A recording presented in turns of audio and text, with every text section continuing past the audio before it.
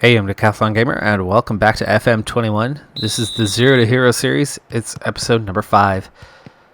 It's late in season number 2. Of course, season 1 was an abject failure, and we were right at the bottom of the league until the final day, where we were able to escape bottom and finish just one spot above that. Well, here in season 2, after now 2 intakes of youth players, we've got a pretty good team on our hands for this level. And we do lead the league. There's 4 matches left. We have a 6-point lead. Mathematically, it's not over. Mathematically, it still can't be over today.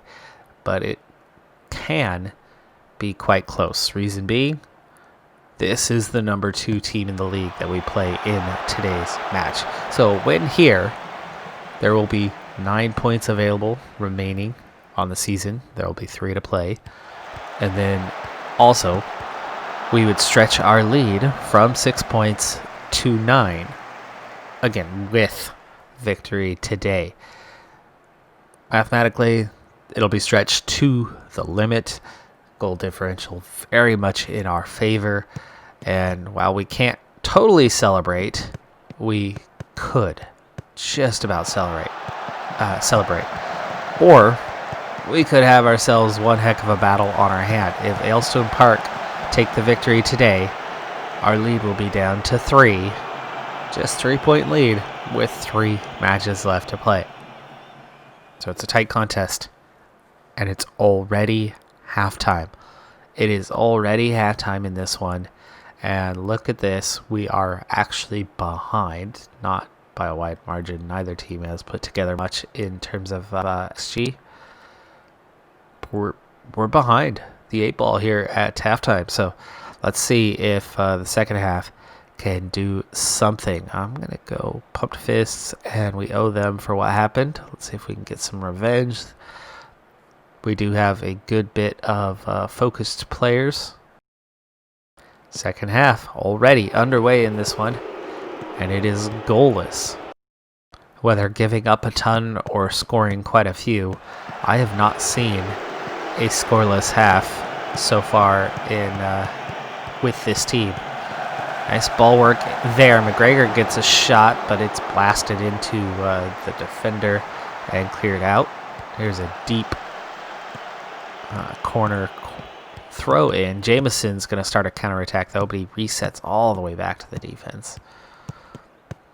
Williams, long ball ahead, but again we reset. This time it's Holmes. It's over the top. It's in the back of the net.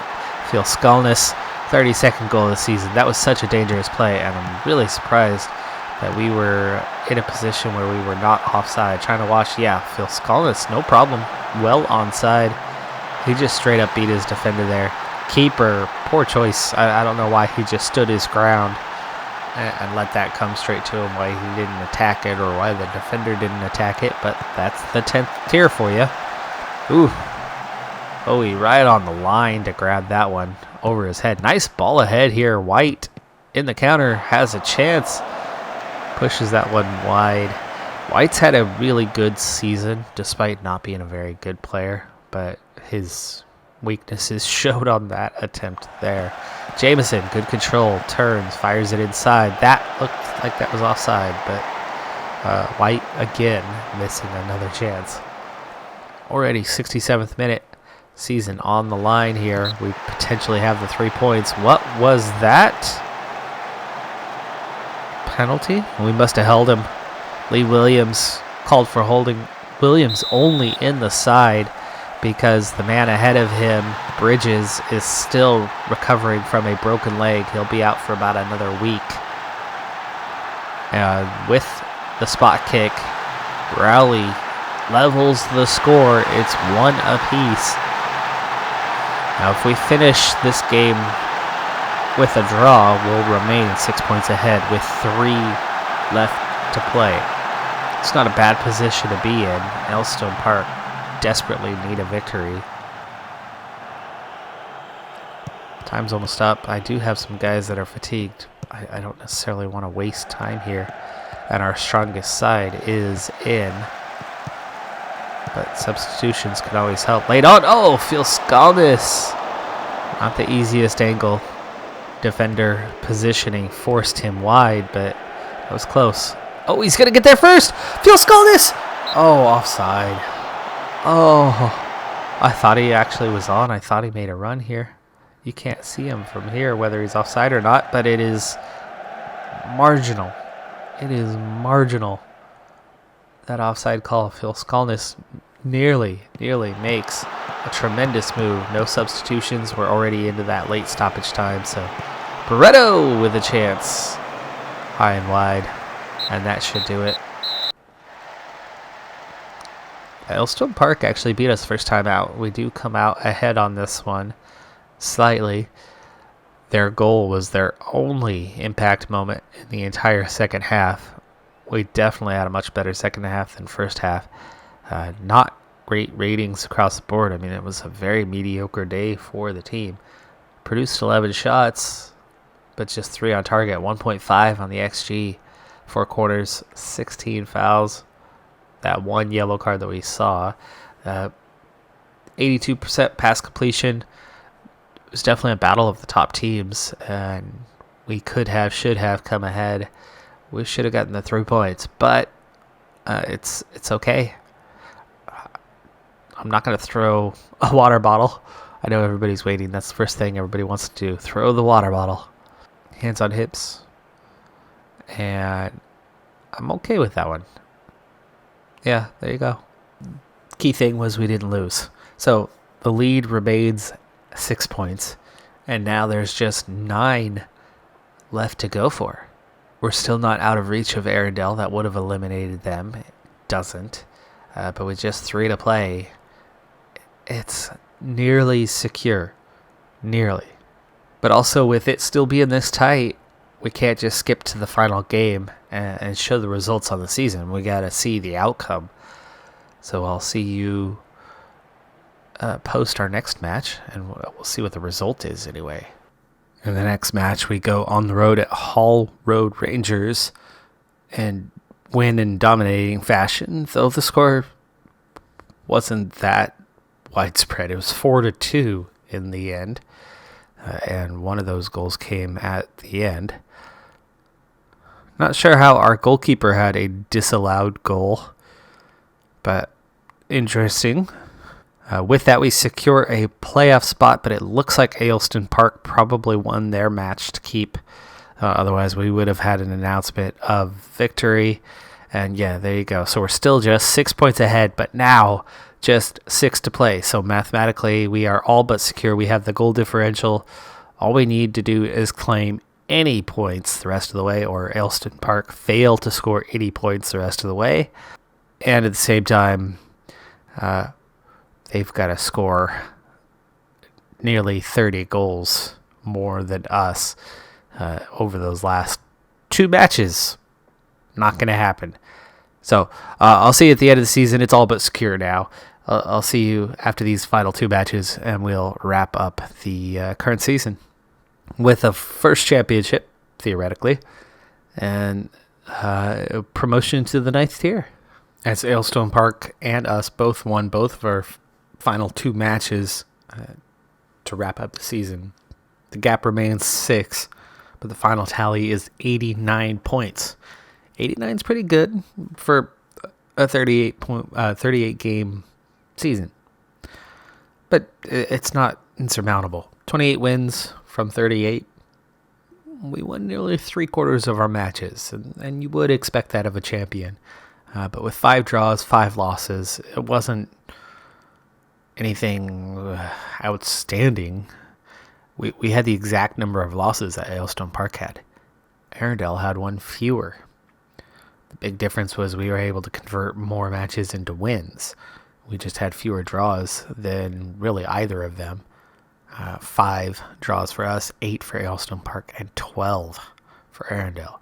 So converting more close matches into victories is what we accomplished over the season. Otherwise, it was relatively close. We have the quality that I think we could probably go straight into the 9th tier and replicate what we just did here. But our youth intake was really not good this season. Certainly not compared to the first season. and we lack a bit of depth. And if we are poached again like we were, it's going to be hard. It's going to be really hard to maintain the quality, because it resets those building blocks every time a player is poached away. Even if I can poach them right back, it still resets all those relationships within the squad, all of the progress they make towards fitting into the squad. It's like starting over day one, and that had an impact this season, and it could certainly have an impact next season. We're not bringing in any new players, so it's all happening in-house, and with a coach as horrendously bad as I am, which I have improved. I had an 8 for motivating and an 8 for working with youngsters. Everything else was a 1. The only points I had, I put into those two categories. So motivating now at a 9. Discipline has gone from a 1 to a 6. And I've picked up a point on defending, fitness, technical, and mental coaching.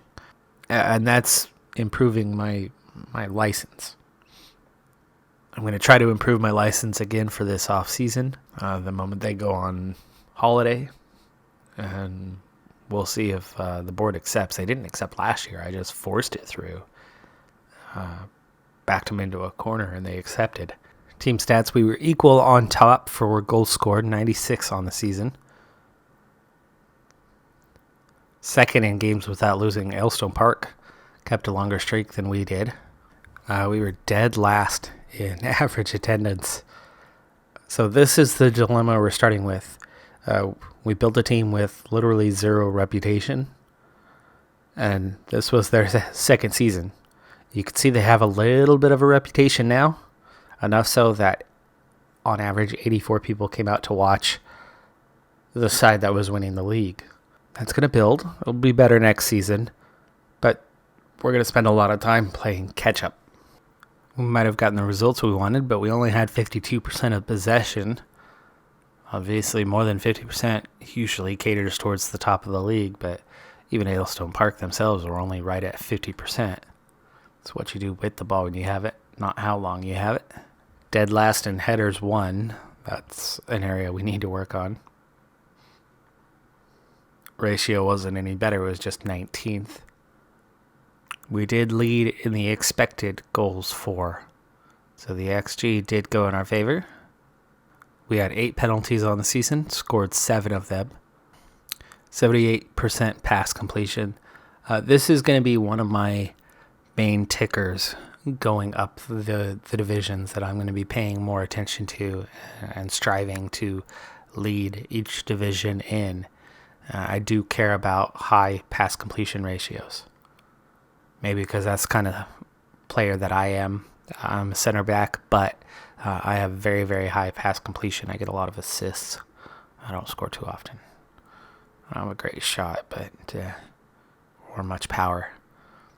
And I'm not in that position terribly often. And I'm short, so even though I'm a center back, I don't go up for corner kicks. I stay back like a wing back would. We did have the most shots. Second most on target. So we could work on our accuracy a little bit. In fact, we could work on it a lot. 19th in the league on accuracy. We were the most fouled team. Second most dribbles behind Arundel. Best defense in the league. 4 goals fewer than anybody else given up. And the best on the expected goals against by a wide margin. 19 shutouts this season. That's a really nice mark. That is half our games ended in shutouts. White and Fjolskalnis both with 9 Player of the Match awards this season. Lambert was 7th.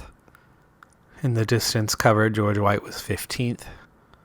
And we did not end up leading the league in average rating, but we were very close. Fjolskalnis was 3rd.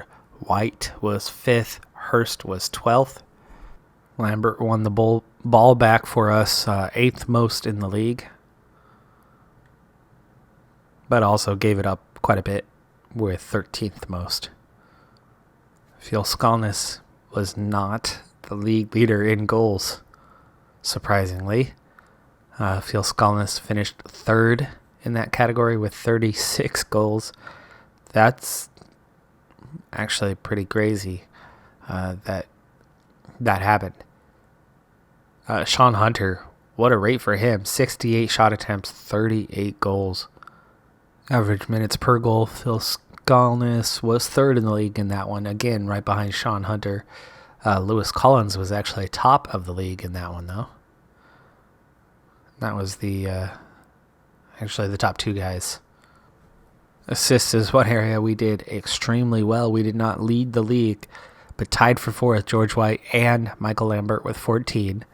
And then Phil Skolnick with 13 and McGregor with 12. We distributed the ball as a team very, very well.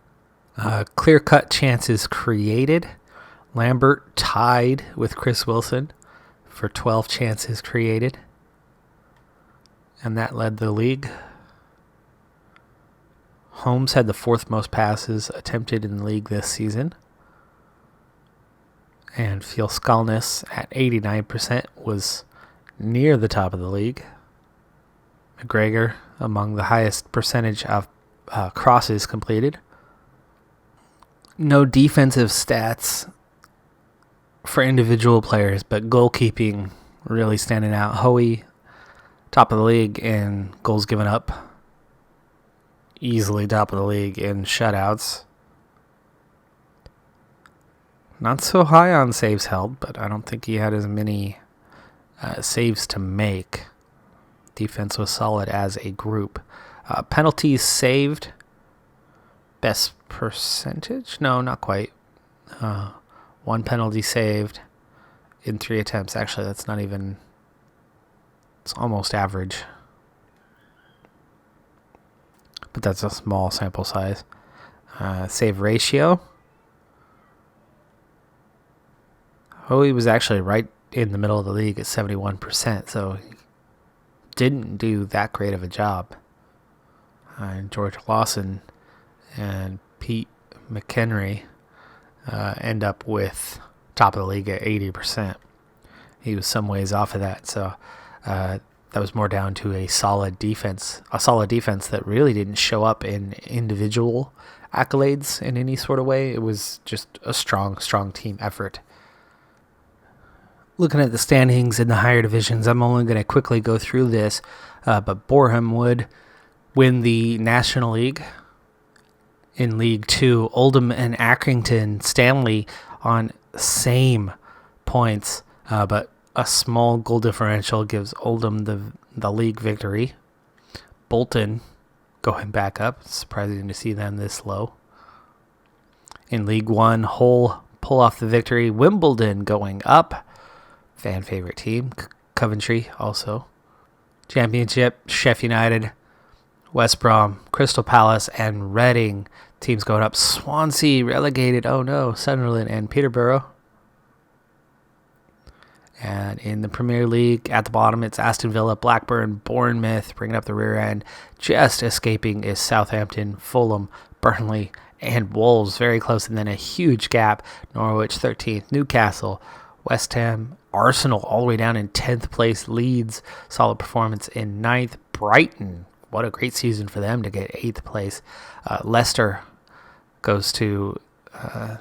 did they actually start it? Did they start that third tier tournament, if that's the EC2? Yeah, Euro Cup 2. Everton and Chelsea 6th and 5th, so Chelsea missing out on the top 4, and then 4 of the big 6 securing those spots by a wide margin. Tottenham in 4th place on 79 points.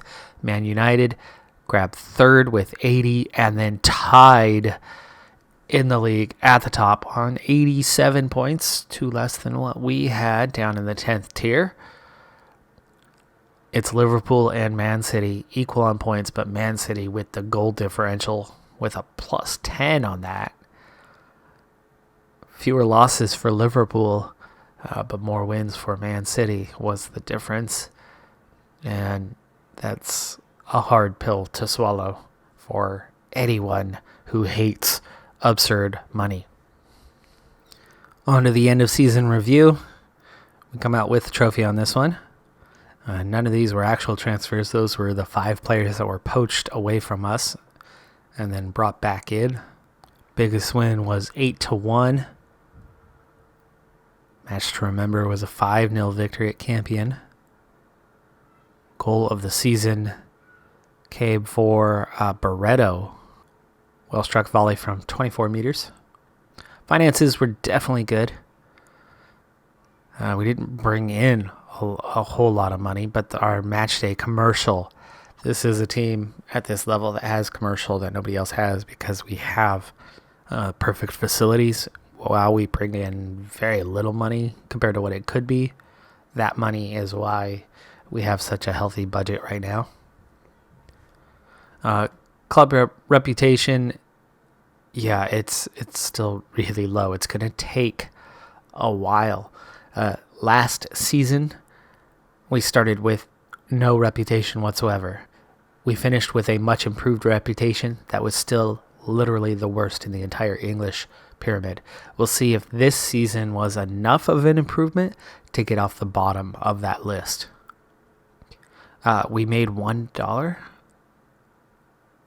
We made $1 in merchandise sales. Somebody bought something for $1. That was it. Last season we made no money. This season we made $1. Is that how we lined up? It doesn't look like how we lined up.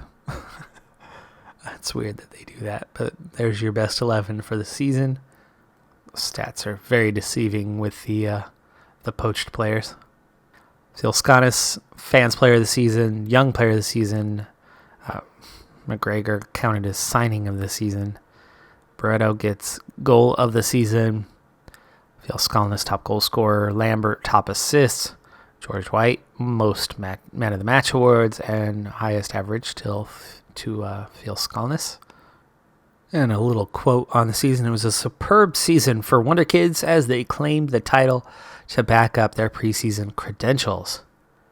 Ross Austin is still somehow in the side of our best 11. I would assume by next season he'll be replaced. And as we go to wrap this episode up, Liverpool has overtaken Man United as the most reputable club in England.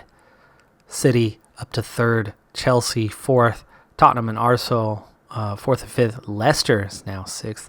So, 7th. So good boost for them. That recent championship still having its effect on them. It's still only a national reputation, but they're looking pretty good. I'd like to see Wolves that high as well. As for us, we were dead last. Are we still dead last? We are no longer dead last. So we have climbed from the cellar. How far have we gotten? We have climbed a good distance.